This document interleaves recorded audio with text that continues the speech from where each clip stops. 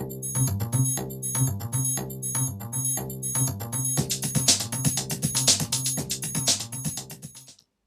often we realize when we are obsessed by something, it's a problem. It's a problem because being obsessed creates an identification. And where we are locked in an identification, in an obsessive manner, very often it turns into an addiction. So it's not about obsession, it's not about addiction, it's about identification. The nature of the ego is to be made of identification.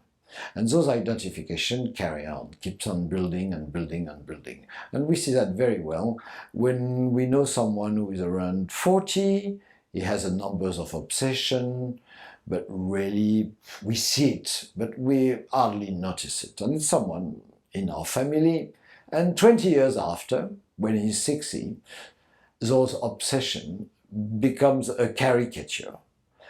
And then those addictions have been crystallized, and it's very hard to drop. Usually, people do not change much. Everybody wants to change, but to change is to go to the roots of identification, to really understand and see and dismantle.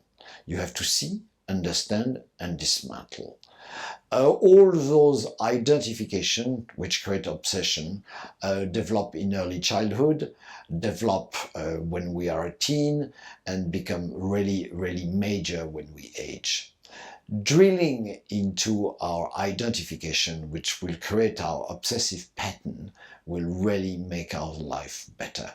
And once again, to really understand the nature of identification, the only thing we have are dream, and you have to learn to work with dream, thoughts, observe your thoughts, emotion, observe your emotion, and feeling.